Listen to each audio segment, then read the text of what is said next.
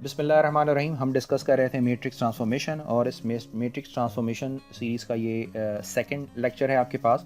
लेकिन in case अगर आपने मेरी फर्स्ट वीडियो लेक्चर नहीं देखा है जिसमें हमने डिस्कस किया था कि matrix transformation from R N to R M का क्या मतलब है और रिफ्लेक्शन ऑपरेटर हमने अपने लास्ट लेक्चर के अंदर डिस्कस किया था, तो पहले आप उसको देख लें और फिर आप सेकेंड ऑपरेटर की तरफ मूव करें। तो आज जो हम ऑपरेटर डिस्कस करने जा रहे हैं वो हमारे पास ऑपरेटर है, उसका नाम है प्रोजेक्शन ऑपरेटर। ठीक है जी, जैसा कि नाम से ही जाहिर है कि प्रोजेक्शन यानी किसी चीज़ को वो प्रोजेक्ट कर रहा होगा। तो अब हमने डिस्कस करना है कि प्रोजेक्शन ऑपरेटर क्या होता है और उसकी स्टैंडर्ड मैट्रिक्स कैसी लिखी जाती है। तो सबसे पहले हम प्रोजेक्शन ऑपरेटर को देखते हैं कि प्रोजेक्शन ऑपरेटर का क्या मतलब होगा। तो पहले हम प्रोजेक्शन ऑपरेटर को डिस्कस करें 2D के अंदर। ठीक है जी, तो इस प्रोजेक्शन को हम एक और नाम भी है, इसे हम ऑर्थोगोनल प्रोजेक्शन भी कहते हैं। ये मैं आपको अभी समझाता हूँ। पहले मैं लिख लेता हूँ कि मैं क्या करने वाला हूँ। ऑर्थोगोनल का मतलब होता है परपेंडिकुलर या normal. Orthogonal projection on the x axis. तो एक वेक्टर है जिसके हम ऑर्थोगोनल प्रोजेक्शन देखने जा रहे हैं ऑन एक्स एक्सिस के ऊपर। ठीक है, तो इसका क्या मतलब है? तो ऑफ कोर्स कि हम जब डायग्राम बनाएंगे तो आप ये सारी चीज़ों को अच्छे तरीके से समझ सकेंगे। आप सपोज कीजिए कि ये है आपके पास ओरिजिनल वेक्टर, ये आपके पास ओरिजिनल वेक्टर है और आपके पास इस वेक्टर के कोऑर्डिनेट्स क्या होंगे? Of course X comma Y के कोऑर्डिनेट होंगे और आप जो है इस वेक्टर को प्रोजेक्ट कर रहे हैं कहाँ पर? ऑन एक्स एक्सिस पर प्रोजेक्ट कर रहे हैं, ऑन एक्स एक्सिस। तो इसका मतलब है कि ये प्रोजेक्टर जो है ये ऑर्थोगोनल प्रोजेक्टर कहलाएगा क्योंकि ये 90 डिग्री बना रहा होता है। ठीक है, 90 डिग्री यानी इसका मतलब ये कि एक्स एक्सिस के ऊपर ये परपेंडिकुलरली फॉल करेगा, तो ये एक्स एक्सिस के साथ बेसिकली 90 डिग्री बना रहा होगा। तो इसीलिए हम इसको ऑर्थोगोनल प्रोजेक्शन कहते हैं। तो ये आपके पास वेक्टर है और इस वेक्टर को आप एक्स एक्सिस के ऊपर प्रोजेक्ट करते हैं। तो जब आप इस वेक्टर को एक्स एक्सिस के ऊपर प्रोजेक्ट करते हैं तो क्या आप मुझे बताएंगे कि इसका प्रोजेक्टेड वेक्टर कहाँ आएगा? बहुत सिंपल है, ऑफ कोर्स हमें ये बात नज़र भी आ रही है कि जो प्रोजेक्टेड वेक्टर है ये एक्स एक्सिस के ऊपर ही आएगा। ठीक है जी, अगर ये बात इस तरह नहीं समझ आई तो मैं ज़रा इसको डैश लाइन से चीज़ों को और क्लियर कर देता हूँ आपके लिए। ये देखिए मैंने डैश लाइन भी यहाँ पर बना दी। तो इसका मतलब ये है कि ये इसका प्रोजेक्टेड वेक्टर है। अब ज़रा जल्दी जल्दी आप मुझे इसके कोऑर्डिनेट्स लिखवा दें कि इसके जो कोऑर्डिनेट्स हैं, जो पर्पल स्काई ब्लू वाले के कोऑर्डिनेट्स हैं वो क्या होंगे? एक्स कॉमा वाई होंगे। और बिल्कुल इसी तरीके से ये जो पर्पल वेक्टर आपने इसके कोऑर्डिनेट्स क्या होंगे? तो अगर आप नोट करें तो ये एक्स एक्सिस पर तो कुछ डिस्टेंस कवर कर रहा है बट इसका वाई पार्ट कोई भी नहीं है। ठीक है जी, तो इसका होगा, ये हो जाएगा एक्स कॉमा 0। ठीक है, तो ये आपके पास ओरिजिनल वेक्टर है, जैसे कि मैं आपको प्रीवियस वीडियो के अंदर भी लिखवा चुका हूँ। मैं फिर से लिख देता हूँ यहाँ पर कि ये आपके पास ओरिजिनल वेक्टर है x और ये जो है पर्पल वेक्टर आपने बनाया ये आपके पास पर्पल वेक्टर है t ऑफ x, यानी इसका ट्रांसफॉर्म वेक्टर है। तो ये बने इसके कोऑर्डिनेट्स। अच्छा जी, अब आप मुझे ये बताएं कि अगर मैं इसकी ट्रांसफॉर्मेशन को लिखना चाहूँ तो कैसे लिखूँगा? तो ऑफ कोर्स मुझे लिखना होगा कि ये जो x, y है ये किस तरह ट्रांसफॉर्म हुआ? ये ट्रांसफॉर्म हुआ x, 0 के ऊपर। तो अब आप मुझे बताएं कि जो W1 है, जैसे कि मैं अपनी प्रीवियस वीडियो के अंदर बनाया था कि इसके जो इनपुट कोऑर्डिनेट है जैसे x1 x2 सपोज किया जा सकता है और जो आपके पास आउटपुट रिजल्ट निकलता है उस आउटपुट रिजल्ट को आप W1 W2 सपोज करते हैं। तो W1 इक्वल होगा x के, जिसको आप लिख सकते हैं 0y के, जबकि W2 जो है आपके पास वो तो 0 है, तो इट मीन्स के 0x प्लस 0y लिख सकते हैं। अब आपने मुझे बताना है कि इसकी जो मैट्रिक्स है वो स्टैंडर्ड मैट्रिक्स क्या बनेगी। तो ज़रा जल्दी से हम इसकी एक स्टैंडर्ड मैट्रिक्स बना लेते हैं। तो ये बनेगी आपके पास स्टैंडर्ड मैट्रिक्स और ये आपके पास स्टैंडर्ड मैट्रिक्स कैसे होगी? ये बनेगी 1 0 0 0। ये स्टैंडर्ड मैट्रिक्स आपके पास बनेगी ये स्टैंडर्ड मैट्रिक्स आपके पास बनेगी 1 0 0 0। तो इसका मतलब है कि जब हम इसकी ऑर्थोगोनल प्रोजेक्शन देखेंगे ऑन एक्स एक्सिस के ऊपर तो इसका मतलब ये है कि एक्स वाला पार्ट तो आपके पास 1 0 बनकर आएगा, जबकि जो वाई वाला पार्ट है ये कम्प्लीटली 0 हो जाएगा। एक बात आप और नोट करें कि तमाम की तमाम स्टैंडर्ड मैट्रिसेस जो हैं ये अगर आप नोट करें तो सिर्फ आइडेंटिटी मैट्रिक्स के अंदर ही कुछ वेरिएशंस के साथ आपको नज़र आ रही हैं। जैसे कि हमने रिफ्लेक्शन में देखा था कि नेगेटिव साइन आ जाता था, इसी तरीके से यहाँ पर जो है वो फॉर एग्जांपल एक कंप्लीट टर्म 0 के इक्वल हो जाएगी। चलिए जी, इसी तरीके से नेक्स्ट हम ट्राई करते हैं और नेक्स्ट में हम बात करने वाले हैं क्या, हम ये देखने वाले हैं कि इसकी जो ऑर्थोगोनल प्रोजेक्शन है वो वाई पर कैसी होती है। तो पहले तो चले, मैं एक वेक्टर मैंने बना ही लिया तो पहले वेक्टर बना लेते हैं और आप मुझे बताएं कि इस पर जब वाई पर हम प्रोजेक्ट करेंगे तो क्या रिज़ल्ट होगा। तो ऑफ कोर्स वाई पर जब हम प्रोजेक्ट करेंगे तो ये हमारे पास इस तरह का रिज़ल्ट बनकर आएगा, ये ऐसे प्रोजेक्ट होगा। मैं इसको ज़रा डैश लाइन से भी आपको एक्सप्लेन कर देता हूँ कि आपने ये करा, इस वेक्टर को y पर प्रोजेक्ट कर लिया। ठीक है, तो पहले तो मैं इसको लिख लेता हूँ ताकि आप ये ज़रा पॉइंट अच्छे तरीके से समझ सकें हम क्या करने वाले हैं। अगेन इस प्रोजेक्शन का नाम है ऑर्थोगोनल प्रोजेक्शन। ठीक है जी, रिफ्लेक्शन और इस प्रोजेक्शन में ये खास बात है कि रिफ्लेक्शन के अंदर ये वेक्टर यहाँ चला जाता था। ठीक है जी, नेगेटिव साइड पे चला जाता था, जबकि ऑर्थोगोनल प्रोजेक्शन के ऊपर उस एक्सेस के ऊपर रहता है या उस एक्सेस से, इसीलिए हम कहते हैं ऑन द एक्सेस। तो ये बन जाता है orthogonal projection on the Y axis, Y axis. अच्छा, अब आप मुझे ये बताएं कि इसकी ट्रांसफॉर्मेशन क्या होगी। इसके इनिशियल कोऑर्डिनेट्स क्या होंगे, x कॉमा वाई, और इसके जो ट्रांसफॉर्म कोऑर्डिनेट्स होंगे वो क्या बनेंगे। अगर आप नोट करें तो इसमें x पार्ट तो ज़ीरो है, जबकि y पार्ट कुछ ना कुछ होगा, तो इसके ट्रांसफॉर्म कोऑर्डिनेट होंगे 0 कॉमा वाई। तो मैं आपसे ये एक्सपेक्ट कर रहा हूँ कि आपको ये सारे कॉन्सेप्ट अच्छे तरीके से समझ आ रहे होंगे। तो ये बन जाएगा t of x comma Y, और इसका फाइनल रिजल्ट क्या निकलेगा आपके पास, कैसे प्रोजेक्ट हो रहा है 0 कॉमा वाई से। तो अब आप मुझे बताएं कि इसकी इक्वेशन क्या होगी। तो W1 इक्वल होगा 0 के, और यानी 0x कह लें आपसे, नहीं सॉरी 0 है तो इसका मतलब है 0x 0y लिख लीजिए।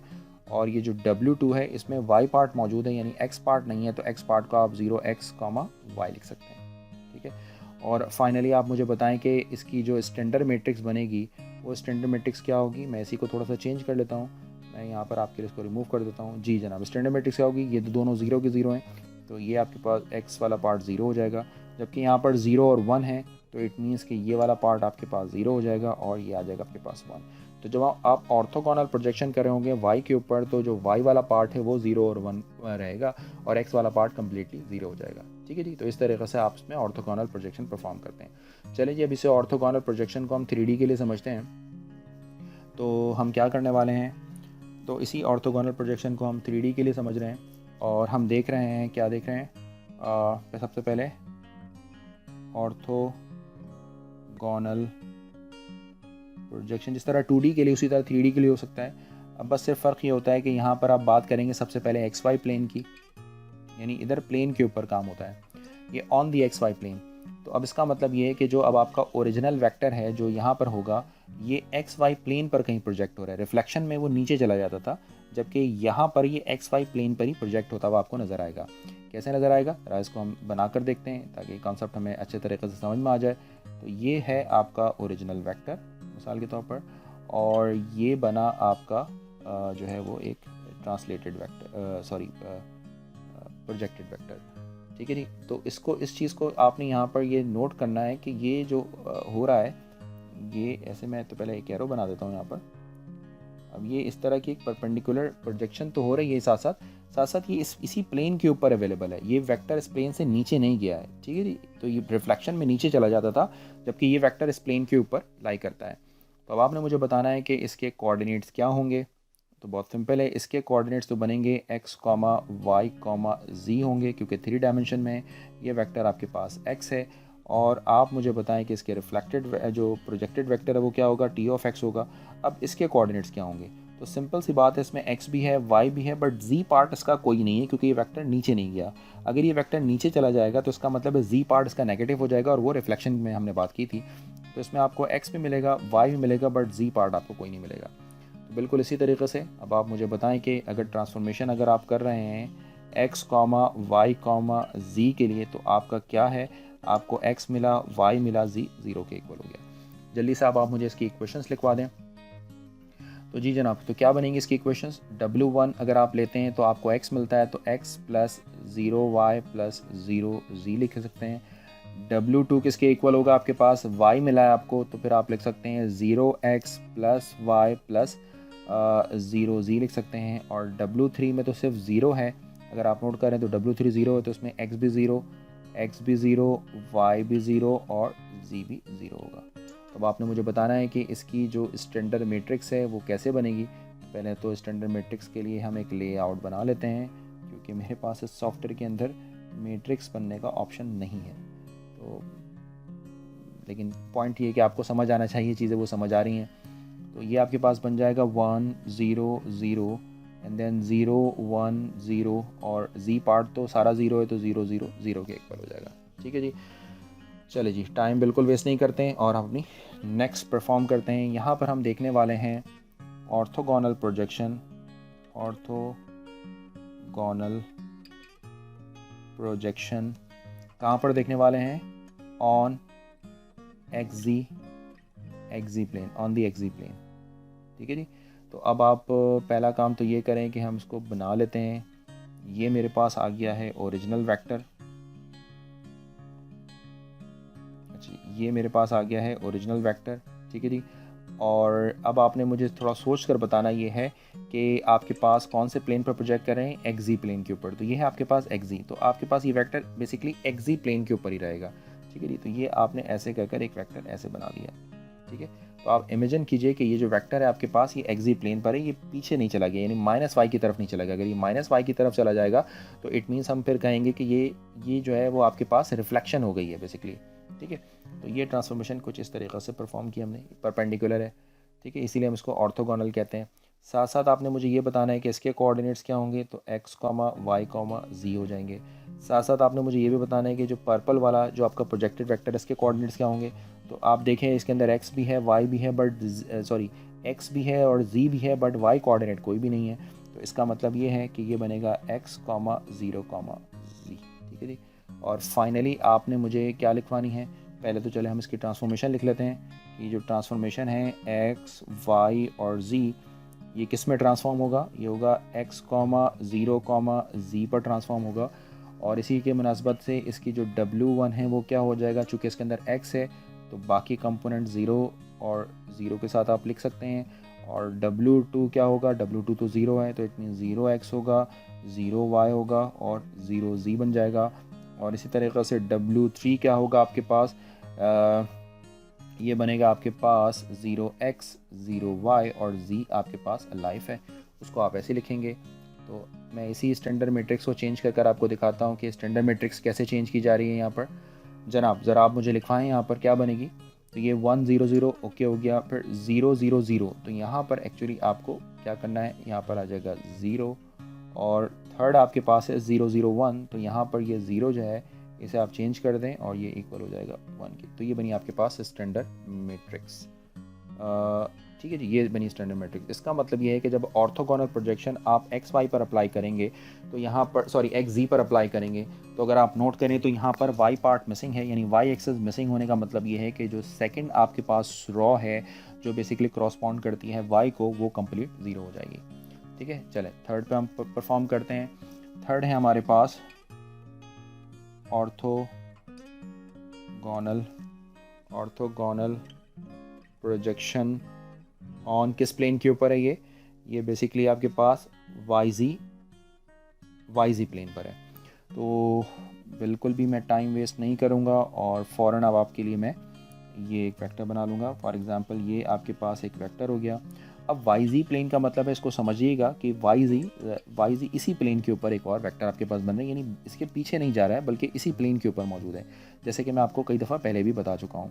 तो ये जो आपके पास वेक्टर है, ये वेक्टर आपके पास कुछ इस तरीके से दिखेगा इसी प्लेन के ऊपर। थोड़ा सा इसको इस तरीके से समझ लें ताकि ये जो है आपको पॉइंट क्लियर हो जाए। अब आप ज़रा ये सोचें, ये इस तरह प्रोजेक्ट हो रहा है, ठीक है, तो ये इसी सेम प्लेन के ऊपर आपके पास मौजूद है। तो अब आप मुझे ये बताएं कि इसके जो कोऑर्डिनेट्स का काम है वो हम कर लेते हैं। इसके कोऑर्डिनेट्स क्या होंगे, x, y, z।